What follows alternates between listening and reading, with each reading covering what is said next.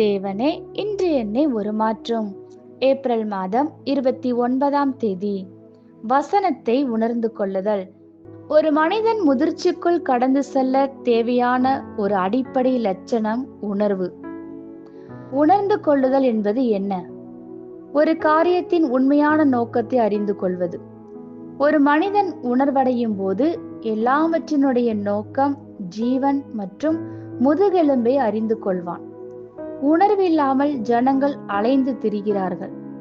அவர்கள் அழிந்து போகிறார்கள். அவர்களுடைய சிந்தனைகள், சொற்கள் மற்றும் செயல்கள் எல்லாமுமே அர்த்தமற்றது, மதிப்பற்றது. உணர்வடைதல் ஒரு மெய்யான பரிசு. எல்லா மக்களிடமும் இது இல்லை, ஆனால் ஒவ்வொருவரும் அதை பெற்றுக்கொள்ள முடியும். வேதாகமம் ஒரு மனிதனை புத்தியை பெற்றுக்கொள்ளும்படி ஆலோசனை கூறுகிறது. எண்ணத்தை சம்பாதித்தாலும் புத்தியை சம்பாதி. புத்தியே அடிப்படையும் உட்கருவும் ஆகும். நீங்கள் வசனத்திடம் வரும் ஒவ்வொரு விசையும் சத்தியத்தை உணர்ந்து கொள்ளும் போதே நீங்கள் பலனடைய முடியும்.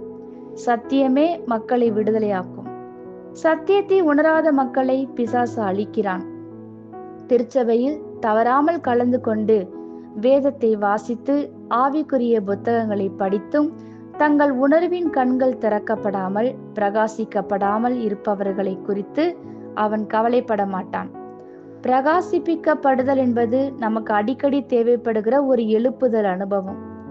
பவுல் ஞானத்தையும் தெளிவையும் அளிக்கிற ஆவிக்காக ஜெபம் பண்ணுவது போல நீங்கள் தேவனிடம் கேளுங்கள்.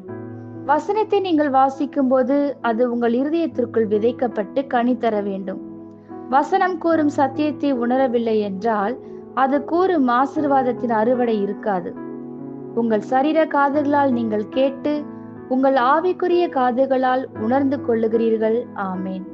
இந்த வார்த்தைகளினால் நீங்கள் ஆசீர்வதிக்கப்பட்டீர்கள் என்று நாங்கள் நம்புகிறோம்.